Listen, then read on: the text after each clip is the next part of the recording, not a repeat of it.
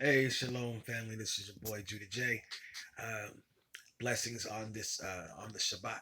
This is the Shabbat day. This is the day in which we're supposed to rest. The day in which we're supposed to not buy or sell, not work.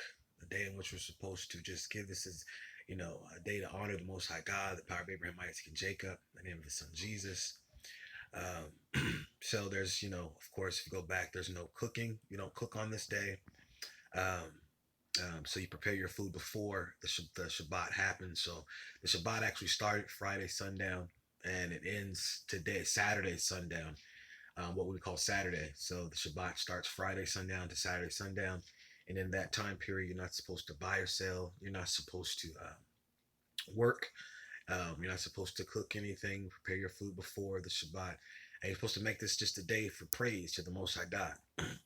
Um, it was put on my heart today to give you guys a video. Um, and the video is pretty much a target individual's video, but it has to do with biblical principles. And I was reading this article by a guy named Neil Reel, Nealreal, Neil Reel, and the title of this article was called "Agents of Satan" and how to discern people that are sent to destroy you. It was a very powerful article, so I just want to go through this with you. Um, Blessings to everybody that's there. Nice to see you. So we'll just get ready. Let's get started. So the article is called Agents of Satan. It's called Discover How the Devil Uses People to pervert, delay, or destroy your calling, and how to detect and deal with these agents. Shalom. So after learning how to discover your purpose in life, it's only fitting to inform you that the adversary will try to stop you from fulfilling it. Very interesting. Now I want you guys to think about the purpose when I'm reading this.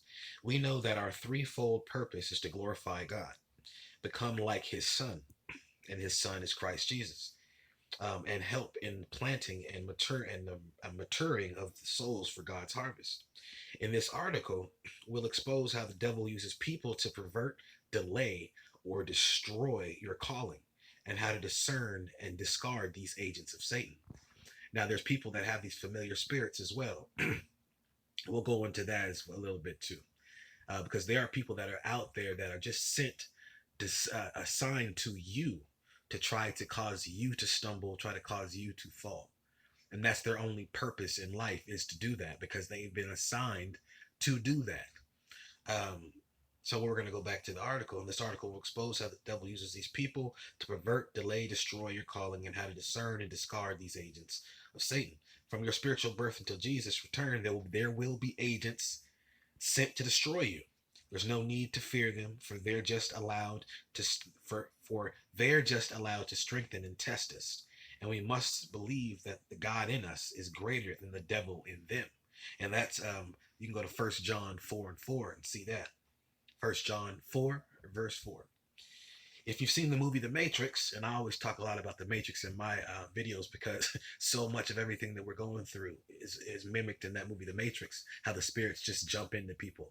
And then all of a sudden, and the person is completely against you, or their mannerism, their countenance changes whenever you're around, and you wonder why people are just changing up when you're on your job and everything is going fine, and then all of a sudden people just you start hearing your name, and it's all this muttering and all this weird stuff going on, and you're in the middle of it. It's like, how did this happen? Why are people getting angry at me now? Why is things changing? It's because of that demonic spirit that is out there to try to make the children of God stumble, and those that the devil knows that God has his hand on. He wants them to stumble. He wants to cause them to get so upset and so distraught by all the stuff that goes on around them that they just completely give up. Like he wants them to throw away everything. The end goal for Satan, he wants people to be completely destitute of love, peace, joy, happiness, and first and foremost, faith in the Most High God. He wants people to lose their faith in the Most High God. That's his desire. So if you've seen the movie The Matrix, and I will be answering questions at the end of this, at the end of me reading the article. So I'm not ignoring you guys. All right. So if you've seen the movie The Matrix, then you know what an agent was in that movie. An agent was anyone who was still asleep in the Matrix. One minute they would be minding their own business. Now think about this. One minute they'd be minding their own business. Another minute they transform into a suited, sunglassed sentry armed with guns and karate skills determined to kill anyone opposing the matrix. The children of God are those who are awake and unplugged from this evil world, which is like the matrix. The children of Satan are those who are asleep, dependent on, and in bondage to the matrix. At any time, they can be transformed into agents to do the bidding of Satan. Now, see, this is very important. The children of God in this article, it says the children of God are those that are awoken. They know what's going on around them because the Spirit of God is revealed to them the environment that they're in. He's revealed to the Spirit of God has revealed what's actually going on around them that others people cannot see. Now the children of Satan, they are asleep. They don't understand a lot of them unless they willingly have made oaths to Satan and given their souls to Satan. They don't understand the deception that's around them. They believe that their God, which is their power, Satan, is they believe that he is the supreme God based off of the things that they are able to obtain from him. So they receive riches like when Christ went up to the mountain and Satan said, "I'll give you all these things that you see if you would just bow down to me." Now, of course, Christ denied him. He said, "Get behind me, Satan, for you shall serve the Lord your God, and the Lord your God only you shall serve." I'll just say you shall serve the God, or I'll just say the Most High God, because we know that Lord means Baal. And I just choose to say the power of Abraham, Isaac, and Jacob, and then it's in Jesus. So the power of Abraham, Isaac, Jacob. So Christ denied Satan. He said, "Get behind me." But see, there's people in this world that have accepted Satan. And they've accepted him because they believe in the tangible thing. They want the tangible thing that they can see right before their face. They want the things that they can grasp onto in this world. Those things that are temporary. Those things that are going to perish. And so Satan can offer those things to them. And so they've accepted Satan, and they've accepted Satan and his familiar spirits. Familiar spirits are those things. Let me go into that real quick. Familiar spirits. It says in Leviticus 19:31, "Do not turn to mediums or spiritualists. Do not seek them out to be defiled by them. I am the Lord your God, where I am your power." In Deuteronomy 18:10-12, it says, "There shall not be found among you anyone who makes his son or his daughter pass through the fire, one who uses divination, one who practices witchcraft, or one who interprets omens, or a sorcerer." In Isaiah, it says in Isaiah 8:19, it says, when they say to you, "Consult the mediums and the spiritualists who whisper and mutter, should not a people consult their God? Should they consult the dead on behalf of the living?" Now here's the next verse, the last verse I'm gonna say for right now. That's gonna kind of sum all this up to those that mingle that attach themselves to these familiar spirits. It says in Leviticus 20:6, "As for the person who turns to mediums and to spiritualists to play the harlot after them, I will also set my face against that person and cut him off from among his people." So you have people in this world that have accepted Satan's mark. They've accepted Satan. They say they want the things of this world and they want to serve Satan. That's a lot of our perps. They said, "I want the things of this world," and there's this person that comes to them and gives them this offer. We will, if you do this thing, watch this person, follow this person. If you will do these things for us, for me, or whatever. Or they've lied. The person's lied to this person that's being propositioned and said this person has done this, and so we want you to watch this person, follow this person, and you will be compensated. Once they decide to take that deal, right? They do it once. They may do it a couple times, but then after a while, they're going to be propositioned to do something else. See, when you align yourself to Satan, you don't just it's not just the one time, you get something one time and then that's it. Oh yeah, you did what he wanted, and then he gave you what he said he was going to give you, and then that's it. It's over. Nope. What happens is now you're going to continue to be propositioned for more and more and more. And so then these people, after they have gotten their rewards for doing the things that Satan wants them to do, Then they get the reward, and what happens next is their proposition something greater. Oh, so you know how easy that was, sir or ma'am, when we told you to do this and you did it, and we gave you this amount of money, or we gave you this thing over here, or which whatever it was. Now they say, okay, I'll proposition you something else. Do you understand that? Yes, they are slaves. They become slaves to Satan. True freedom. Yes, that's right. They become slaves to Satan. So then they say, okay, so you like that? So how about we say we'll pay your rent for a month?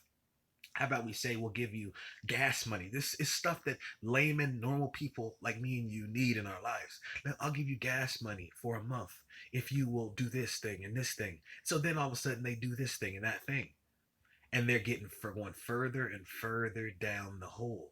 They're going further and further, getting closer and closer to Satan in that kingdom. And so, as they accept these gifts, what happens is their tie with Satan becomes stronger and stronger and stronger. And as you know it now, his kingdom is starting to form around them. His people, his agents, his demonic spirits are starting to kind of form around these people that have accepted these deals with Satan. And so now it becomes more difficult to depart from those demonic forms, from those spirits that are now they're now forming a relationship with these people. So now it becomes harder to say, oh, I'm gonna turn away from. I don't know. You know what? It's not right for me to follow this person. It's not because I don't know anything about this person.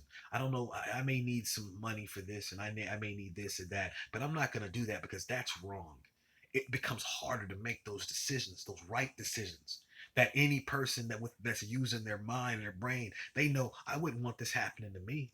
I wouldn't want somebody following me all the time or doing these evil things to me all the time, listening to me, seeing stuff what I'm doing. I wouldn't want that to happen to me. So why would I do that to them?